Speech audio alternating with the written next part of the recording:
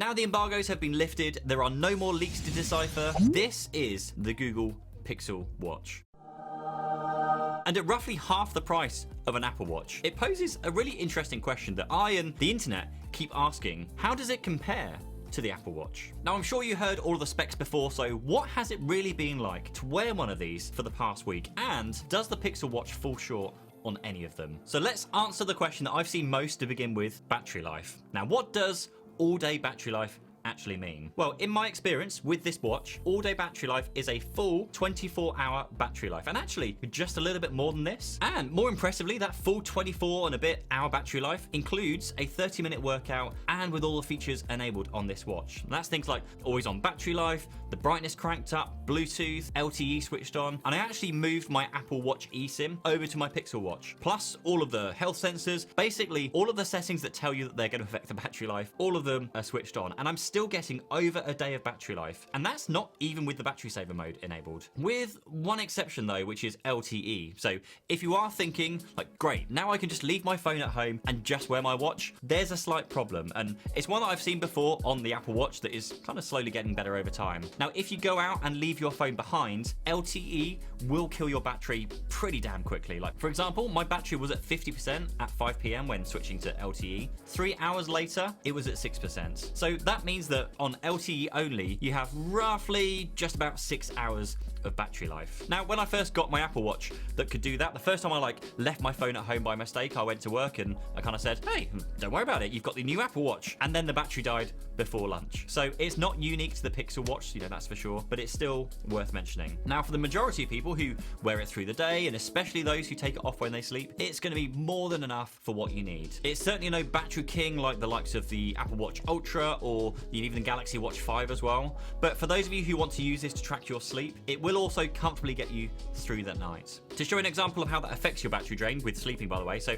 I was at 24% at midnight the night before, and in the morning around 7 a.m, I still had 6% remaining. And the only thing I was doing at night here was setting it to bedtime mode, which just turns off the always on display and stops the watch from waking up when you're moving your wrist around. But it still tracks heart rate, still plays alarms and callers and all those kind of things. But here is where an issue comes up. And again, it's not unique to the Pixel Watch, it happens with the Apple Watch as well. Because once you've used it overnight, the time that it takes for the watch to charge, for me, just feels a little bit slow. Kind of like the Apple Watch as well. Putting them side by side with the Apple Watch and the Pixel, at 40 minutes in from a dead battery on both of these, the Pixel Watch is 75% charged versus the Apple Watch, which is only 50%. So unless you have a spare hour and a half each morning between waking up and getting on with your day, then you're likely going to struggle and might want to consider buying maybe a second charger for the car or keeping it at your desk at work. And I say that because the Pixel Watch also has a proprietary charging connection. So you're going to need to be sure to carry around the proper charge with you, since you can't actually rely on something having your, a spare Apple Watch charger maybe, or a Galaxy Watch charger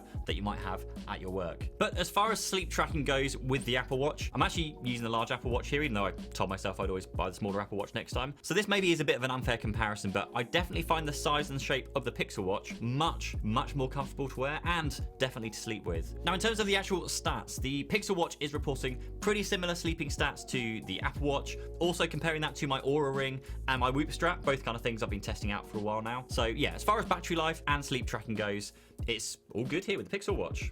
And by the way, if you're enjoying this video, please do consider subscribing to the channel down below, as it's a pretty small channel still, and it really does help YouTube to show this video to more people. So if you do that, thank you so much. The other thing that I keep hearing about this watch is the bezel. And there are two types of people here. When you look at the overall design, yes, the bezel is there, and it does feel a bit of a shame that the screen can't go all the way to the edge like, we see on the Apple Watch. But that's something I'm sure that they're going to develop and probably improve on over time like the Apple Watch has done. Does it affect the overall use and space of the watch? I don't think it does. Now, I've settled on this watch face, which fits 4 complications, or basically widgets or features, on screen at any one time, plus the ability to swipe to the side to see these extra tiles. I just don't think the bezel really becomes an issue once you actually put one on and start using it. Now, the crown actually feels better to me than on the Apple Watch. The haptic definitely feels stronger, but the only thing that's still taking me time to get used to, even after a week of wearing this, is the extra button on the side being kind of underneath the watch. Since the Apple Watch is more square,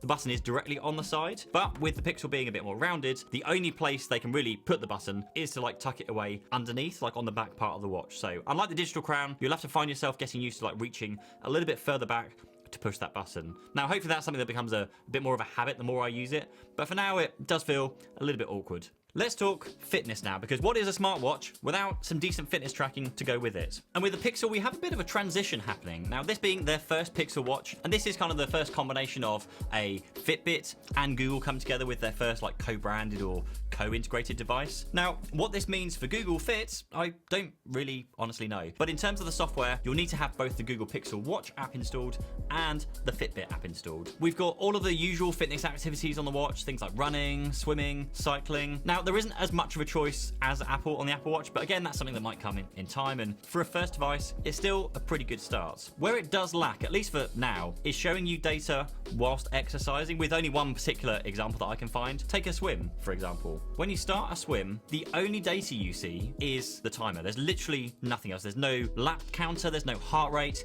just the timer. Now, again, hopefully these are things that can be tweaked over time, but if you are a keen swimmer and you're looking to switch from an Apple Watch to, the Pixel ecosystem and the Pixel Watch, then Pixel Watch probably isn't going to be a good buy for you just yet. Now, this doesn't seem to be an issue with any other type of workout though, so, and obviously it would take too long to go through them all in a video, so if you want to check for your particular sport, all you need to do is drop a question down below in the comments and I'll go and actually check my watch and see how it looks for you and see what stats you get. But generally speaking, running, cycling, weightlifting, they all just show more than just the elapsed time. It just seems to be the swimming one that, for me, for whatever reason, just seems to be missed off the list for whatever reason. Now, on the app side of things, like I said, you're going to need the Fitbit app, and you get 6 months free of Fitbit Premium where you buy like a Pixel Watch, and Fitbit Premium gives you some extra features such as daily readiness score, sleep scores, analytics, wellness reports, which can be good to know if you're on like this good state to do some strenuous exercise. Now, you also get some mindfulness sessions, which could replace something like Headspace maybe, and a library of video workouts, which is quite similar to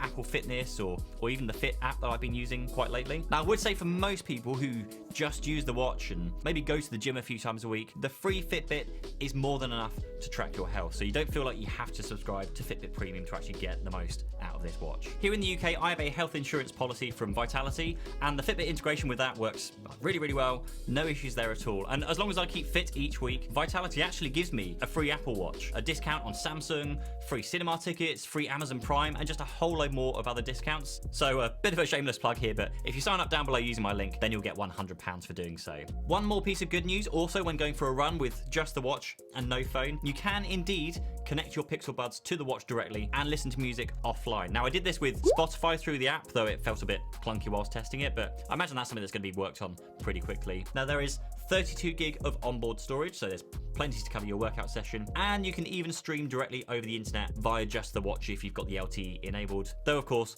battery life does take a hit there. And to answer a question from Jonas, who asked on the community tab, how does the watch compare to an Apple Watch, especially on the software side? I would say it's good.